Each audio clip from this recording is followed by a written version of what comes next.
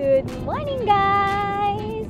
So, for today, we are traveling to Miyajima!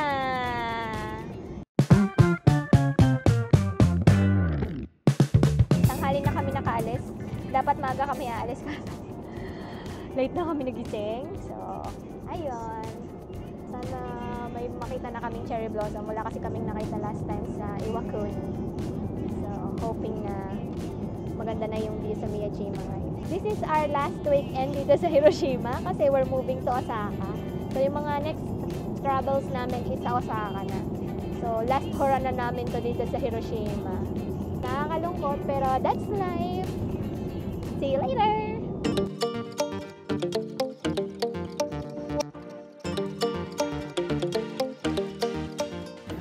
We're here! Nakailang ikot ba tayo? Mga 4 rounds bago kami nakahanap ng parking. Punuan yung parking. Tanghali na kasi kami. Okay, come here! Here! Dito na lang ba tayo bibili?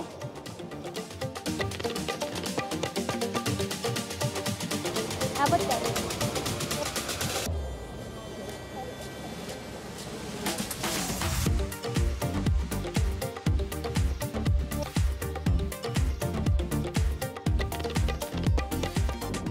Say hi ka dun! Hi! Hi!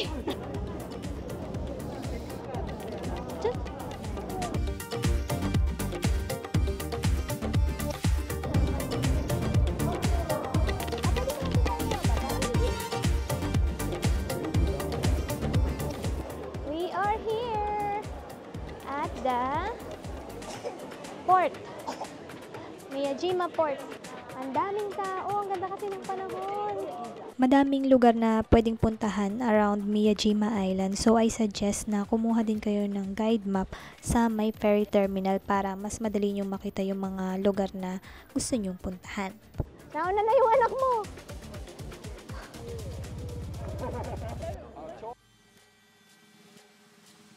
Ayun na! Deer! There's a deer! Oh! What is that? Kapit oh. Oh, touch mo, touch. Touch natin, touch. Touch. Wait nyo ganyan dito, no? Oo, napapahawak talaga oh. Tsaka alam nila kung hindi sila kasaktan, no? Sabi ni Bigyan nila. So sa mga bibisit ng Miyajima na ayaw maglakad, pwede kayo sumakay dito. Ayan. Kaso ang hihila ay deer, tao yung kabayo mo dyan. Tao ba? Oo, tao yung gahawak sa'yo dyan. Gaganunin, tapos tatakbo-takbo ganun. Maganda yung pagkakapunta naming season. Mainit kasi, hindi ganun kalamig na. Yung last punta ko dito, ginagawa pa yung Torii Gate. Ngayon, nakapag-walk pa kami dun sa ilalim ng Torii Gate eh. Last year yun. So ngayon, mas magandang pumunta kasi wala nang nakaharang na mga barricade. Pwede ka nang mag-picture ng maayos.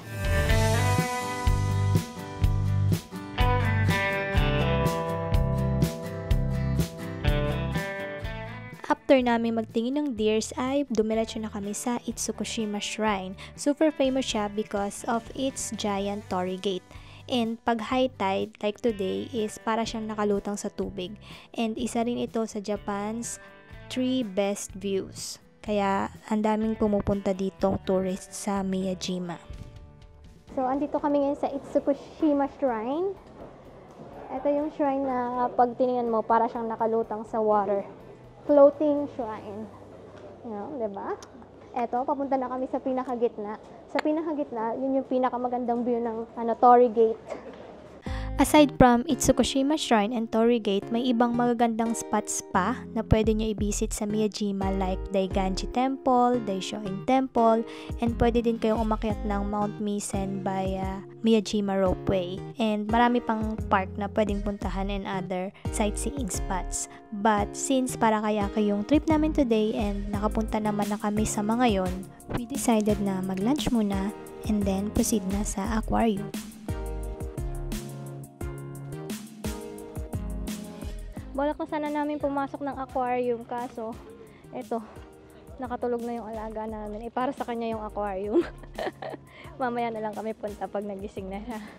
Punta muna kami sa tabing dagat habang nagpapahinga ang aming alaga. Ayan, nakakita kami ng spot na mas malapit sa Tori.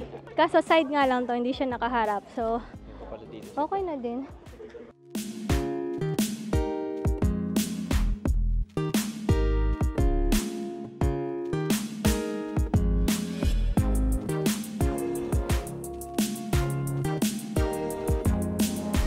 Yan na nga po, tulog na po ang aming baby girl. Maglakad ka ba naman? Ilang oras na siya naglalakad? Wala kanina pa. Alas 8 siya gumising. Alas 3 na nakatulog. Nag-recharge. Pasok kami mamaya ng aquarium pag nagising siya. Para sa kanya kasi yun. Chilling lang kami dito sa tabi ng Tori. Ang ganda ng view. Yung mga tao, andun lahat sa kabila. Ayun. Walang malayo yan, pero malapit na yun. Mm-hmm.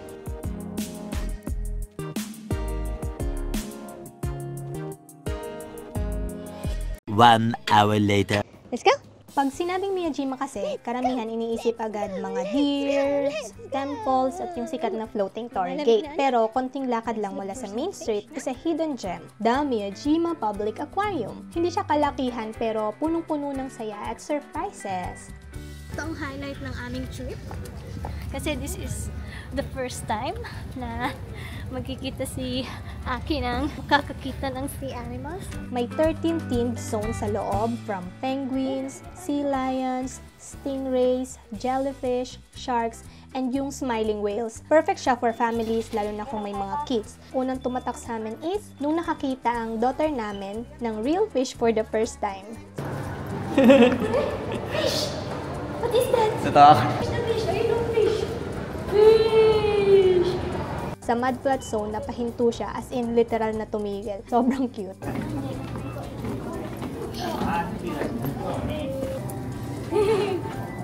Bakit? Pwede ka pumasok sa loob. Saan siya? Meron dyan? Sabi na. Saan? Meron ding penguin pool sa second floor and sea lion pool sa second floor. Where's the sea lion? Ano nasa sea lion? Wow! Ano meron dito? Raibu Puro. There are also different events and shows at naubutan pa namin ng konti ang live sea lion show. Kahit maikli lang, enjoy na enjoy ang lahat. しっかりと集中して頑張っていきましょう。まずは1本目からせーのそれ。続いて2本3本4本最後の1本ナイスキャッチ。バッチリ決まりました。皆さんどうもありがとうございました。ありがとうございます。 Pumasok din kami sa area na tinatawag na from the mountains to the sea. Dito namin nakita ang malalaking pagong, crabs at river fish. What's that? Oh, what is Then we entered one of the most calming parts, the Sea of Healing. Blue ang ilaw, tahimik at may sharks, stingrays at kung ano-ano pang sea creatures na parang lumulutang lang sa hangin. Ang sarap magstay dito kasi parang spa pero underwater. We were able to see also the whales of Setochi. Tumayo lang sa harap ng malaking glass tank si Aki, staring at the whale na parang dumadaan lang. Nakakatuwang panoorin kasi parang nakasmile lang yung mga whales. After that, dumaan kami sa dark jellyfish area. And different color yung mga jellyfish kaya nakakatuwang panoorin. May mga piranhas, sea snakes at snails din kami na nakita. Iba't ibang klase. Tapos nakita din namin sina Dory at Nemo. Sobrang colorful ng tropical fishes. Fish? Touch ng fish? touch mo nga, touch. Touch mo ba? Touch. This one. Ang Miyajima Aquarium, hindi siya yung loud or flashy na attraction, pero na-enjoy namin siya. And it was a meaningful and memorable experience para sa baby namin. Siguro may advice to you, and if ever we will visit again, I suggest that you check the floor layout in advance. May recommended silang route doon na pwede mong sundan para sure na makikita mo lahat. May mga parts kasi kami na hindi nakita like the otters, oyster, like that. So, better check out the floor plan before visiting. Overall, I recommend it especially if you have a kid. And syempre, bago kami lumabas, dumaan kami sa souvenir shop. Pinili ni Aki ang paborito niyang toy, isang fluffy, adorable na otter plushie. At syempre, hindi mawawala sa Miyajima trip ang street foods. May nakita kaming ice cream shop with cute ice cream design on our way papuntang port. So, tinry na din namin.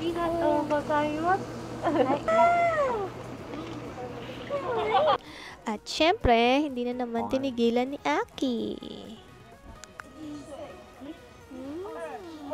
Next, Daddy. After ng ice cream ay may nadaanan naman kaming barbecue stall. Kaya ayun, kain ulit. Kain lang ng kain.